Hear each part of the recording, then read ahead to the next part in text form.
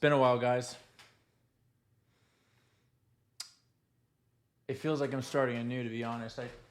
It's been so long, but this is what I call a full send. Just went about a month and some change without recording anything, really. Mostly because of the move. So we're going to dive right in. So I've decided to split this up a little bit.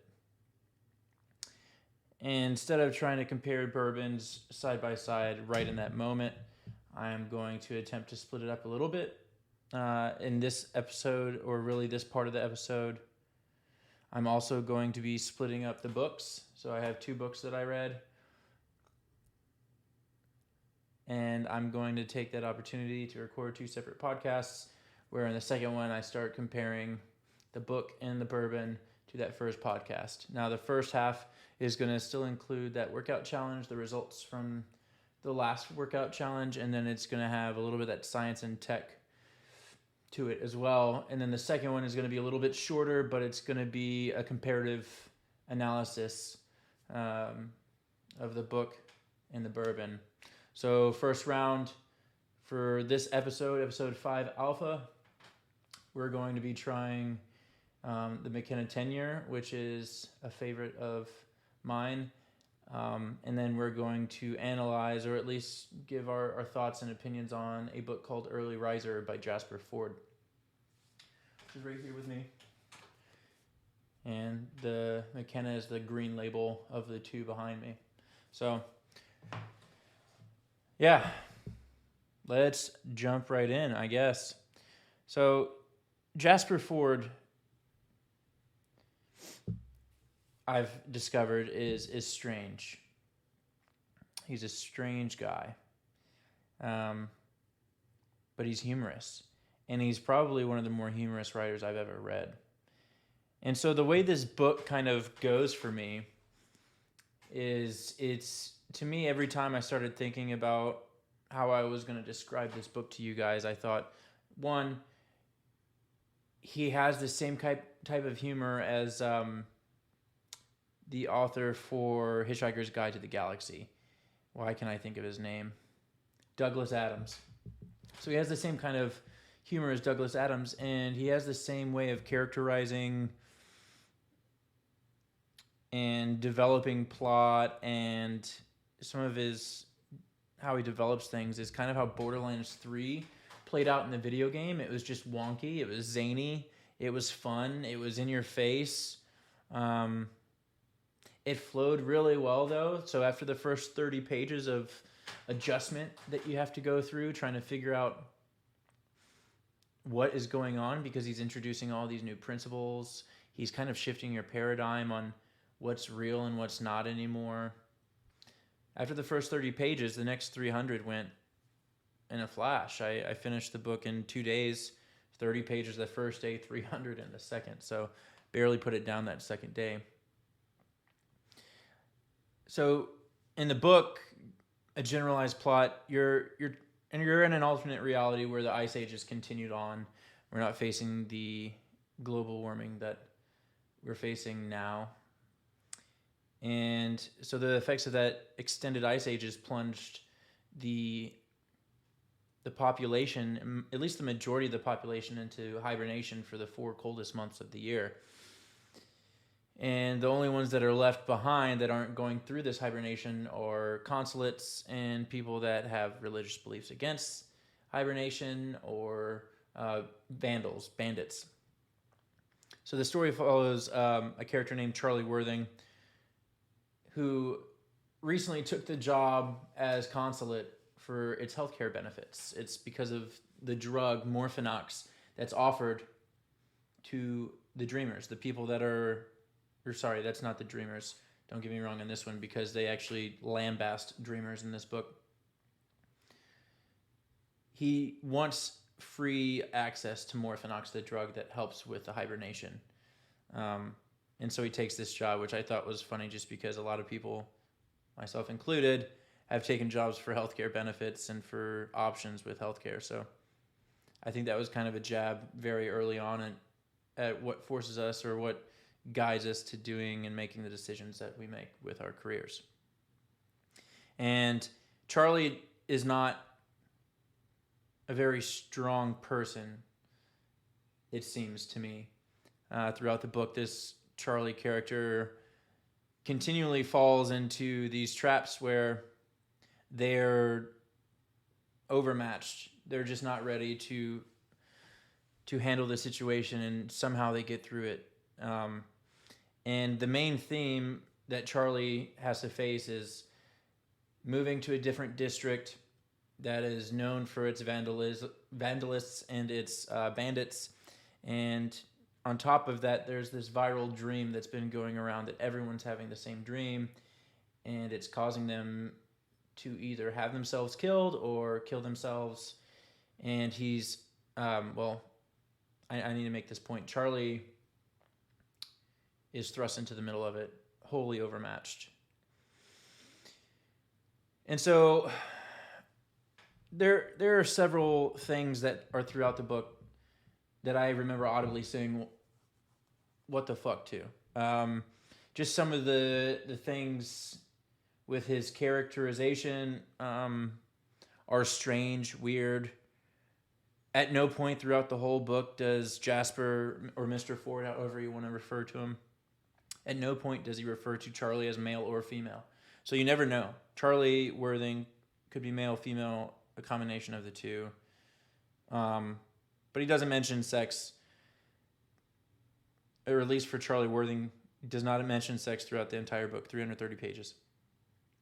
Now, whether Mr. Fforde made this as a statement of point, I don't know, but I will use this as a quick opportunity to interject my opinion. People's insistence on being called him, he, him, she, her, or they, their, has no effect on my life. So I'm going to honor that. I'm going to respect those people's wishes to be called whatever they want, to choose their pronouns, because ultimately it doesn't cause me any harm. And it's not my place to be telling people what they should and should not be doing. It's not my place for me to tell people what their identity should be. If it makes them happy, if it brings them solace to call themselves they, their, it doesn't hurt me at all. Having said that, not everyone thinks that same way. And to be the person that demands the they, their pronoun, and expect to never be offended in their life, and expect for people to adjust themselves to them, have the wrong viewpoint. I think it's kind of narrow-minded and self-aggrandizing. Why do you think you're the center of anyone's universe outside of your own? I think it's selfish. Am I going to end up respecting people that say they, their? Yes, of course. I don't think that they should take it personally when others don't honor that, because it's not their job. It's no one's job to make sure that they're using the right pronoun. I'm going to do it because I've chosen to, and I ultimately don't think it hurts me. It doesn't detract from my life. But to demand that from other people, I think is a little bit narrow-minded. And that's just my opinion. I don't expect everyone to like me. In fact, I'm surprised when more than a quarter of the people that I meet end up liking me. I'm a fairly corrosive person, although I think I also have done a pretty good job of adapting to other people's viewpoints and trying to respect them as best as I can. So that's just my thought, that there are two sides to that coin. And yeah, kind of a digression, but I remember thinking that during this book, because there are just some things that are kind of paradigm bending. And that leads me to my next point. Jasper Fforde does a masterful job at shifting the paradigm. Outside of those first 30 pages, like I mentioned, when you're still adjusting, you take on this surreal ability to adapt to this new rules of this new society, its government and its private corporations. It's strange, actually, how quickly you pick up on it. And it felt like, because I would set the book down for a few seconds when I would hit those truly amazing points in the book, and it would take a second to adjust back to like what's actually real and what's not. It's very cool how he did that, to where he almost expected you, the author, almost expected you, the reader, to adjust almost immediately. This was the world, this was the reality, and this is how things went. And you just kind of, it was weird. I can't explain it aside from it was a mind-bending, paradigm-shifting type of book, because it had just the right amount of realism to it, that the fantasy portion, and there is a fantasy portion in this book, doesn't seem so far off.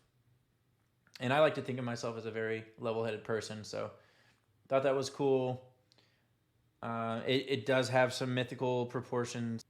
It has some mythical themes to it. And speaking of themes, here are the things that I took from the book. Corporations are evil and aren't to be trusted. People are also not to be trusted. And then your own thoughts, your own paradigm should be trusted only some of the time. It's constantly shifting.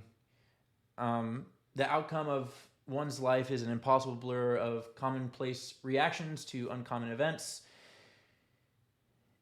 And this, I'll get into this in the science and tech version, but it almost has this, it's not determination, divine determination or self-will that govern where you end up.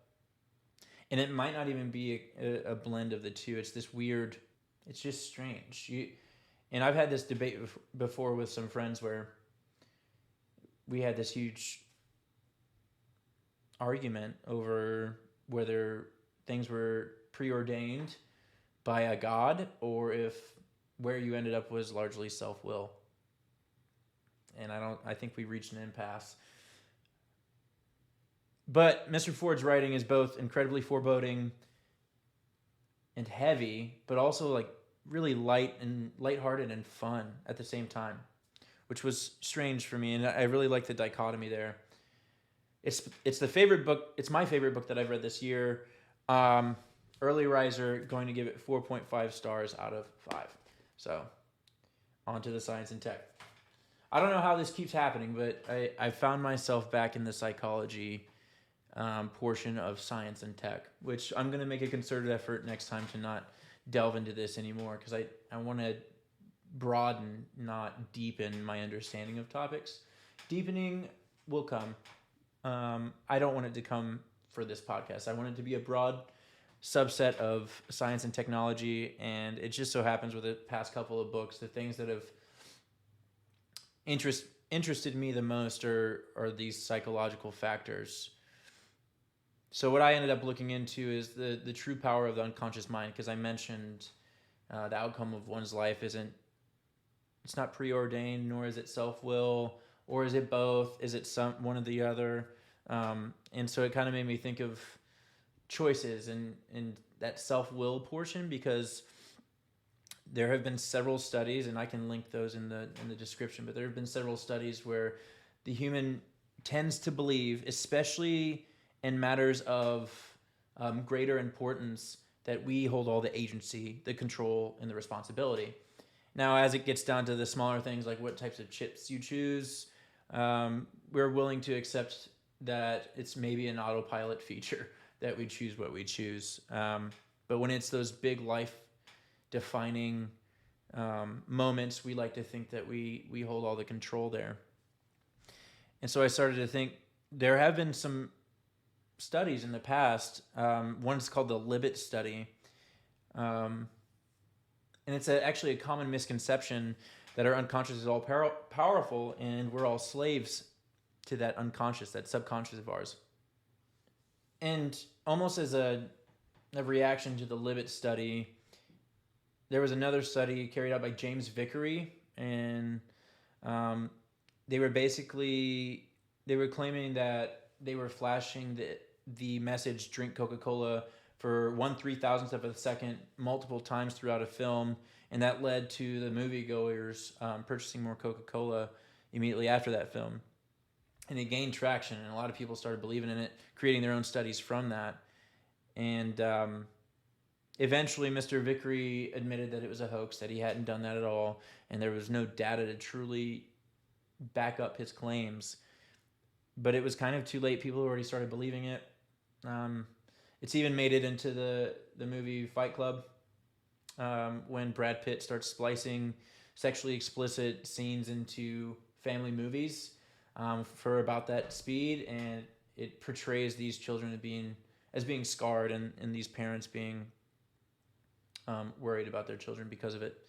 And it's just simply not true. There's no evidence, no data that supports that subliminal messaging on that level has been effective. And I've mentioned nudging before. I think it was the Joker psychology that I mentioned that. And nudging can be good, and it has sometimes affected our behavior. For instance, making fruit more visible as opposed to the sweeter, more unhealthy options has led to more purchases of fruit. And that's an example of nudging gone right. But nudging can also go very wrong. Some more studies that I'll link showed the effects of that. So the battle is kind of prehistoric in nature, at least in its origin. Our subconscious, our unconscious brain, our reptilian brain developed first. I think everyone knows that. The second and third order effects of that is that those desires that we have for unhealthy food or good-looking clothing, it all stems from the subconscious brain's need to gain pleasure, that dose of serotonin immediately. And the forebrain's job is to govern that. And the ideas of delayed gratification, there's been some studies where children are given the marshmallow test, where they can have that one marshmallow now, or if they wait for an extended amount of time, they can have two. And I think more than 3/4 just ate the one beforehand. And it's because that reptilian brain is allowed to influence our decisions. And so that's why we always have buyer's remorse, because our forebrain starts coming back to reality after we've had that hit of serotonin. And like I said before, we all believe that we have free choice, or at least a lot of us want to believe that. There are some that believe things are preordained as well. And it drives down to conscious thought can happen without us fully logging it happening. And that sounds somewhat like subconscious, but there is a distinction, and it does come from different places. The subconscious is mostly emotionally driven, whereas conscious decisions or rational decisions, if done properly and often enough, can form habits that they will occur somewhere between the forebrain and the reptilian brain.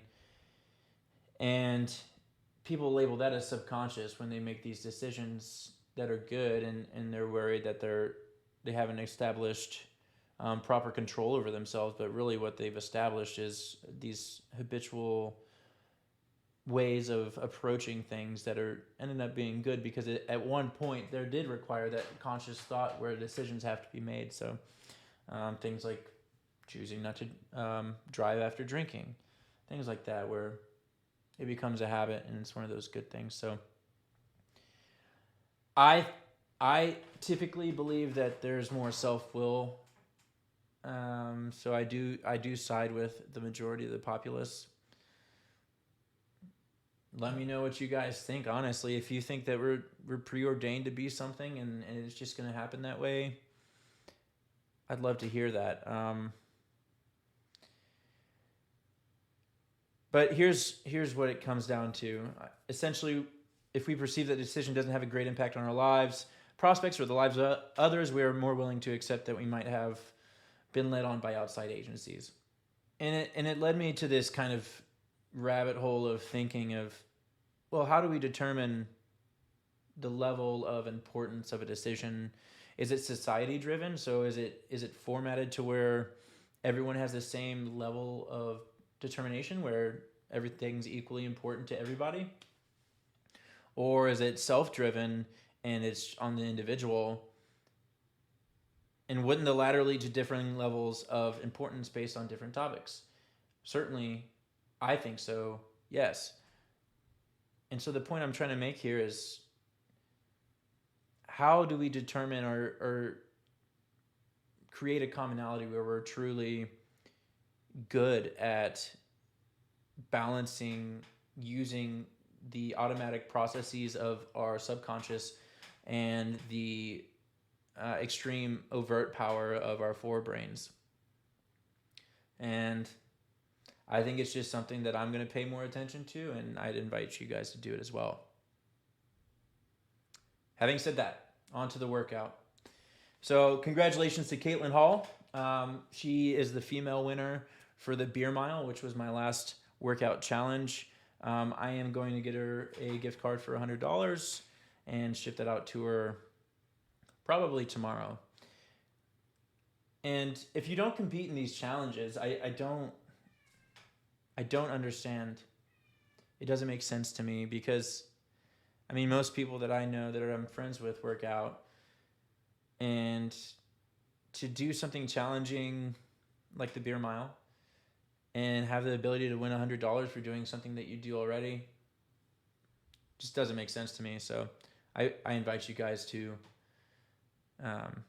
start participating more heavily. It doesn't make sense. I don't understand it. Why am I winning every challenge? I shouldn't be. I know there's people better at this stuff than me. So I'm going to do a workout challenge that's more universally accepted, known, and easier to do, I think, than perhaps a beer mile.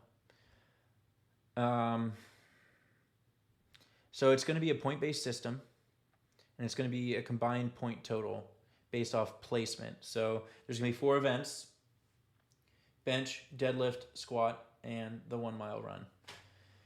So I'm going to do a benchmark probably tomorrow.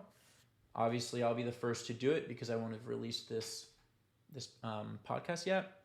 And I'm going to be first place, right, in all those events. So that's 5 points each for me, giving me 5, 10, 15, 20 points.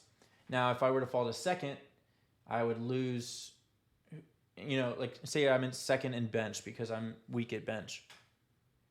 I'll get 4 points, giving me a total of 19. And I'm going to tab it up that way.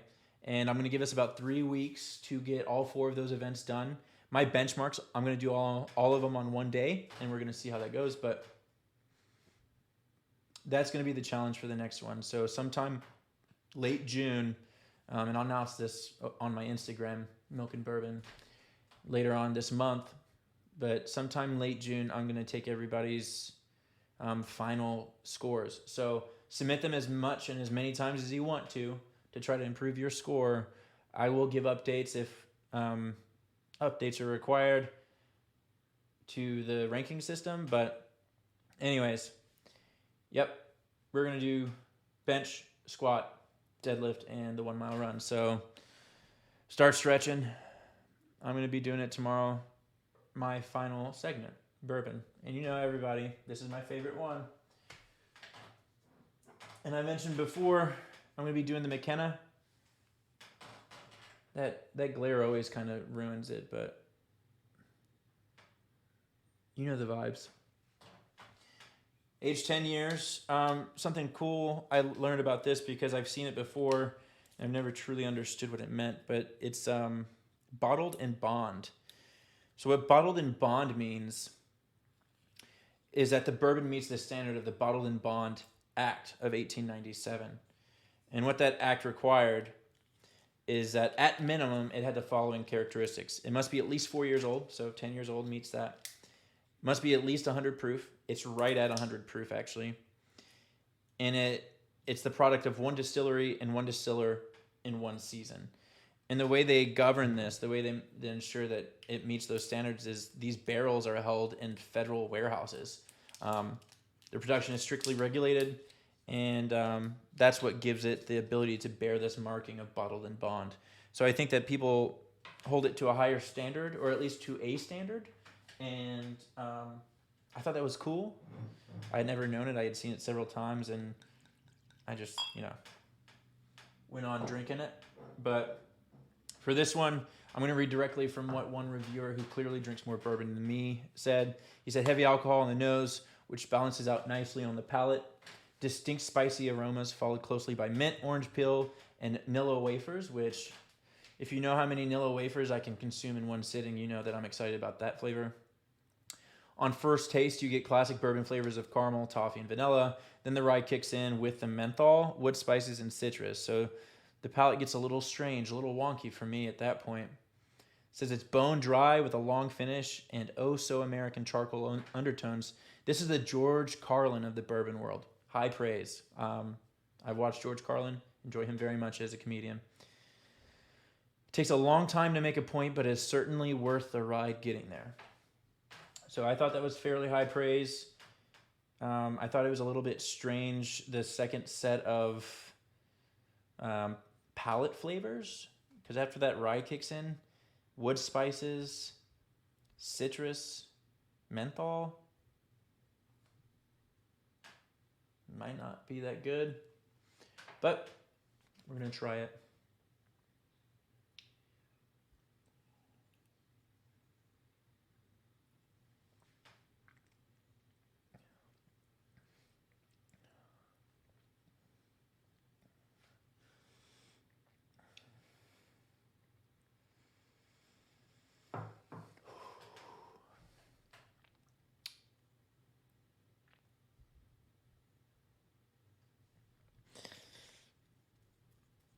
So I've tried this before, but I've never tried it neat.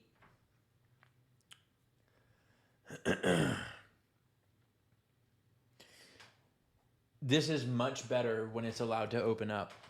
Throw an ice cube or two in it, and it tones it down a little bit, because, man, when they say that nose is just straight up alcohol smell,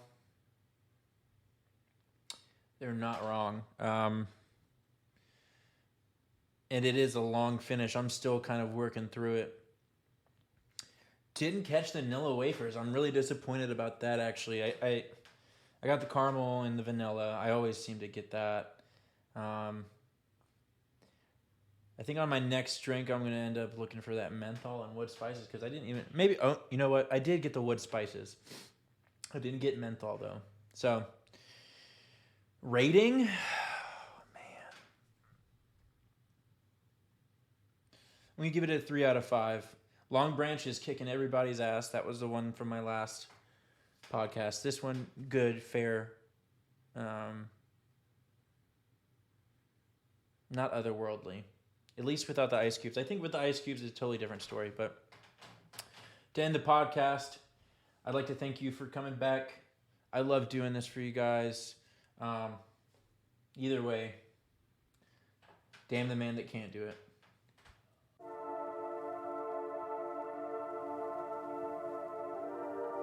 Fresh, pure, and energizing milk. Bourbon on the rock.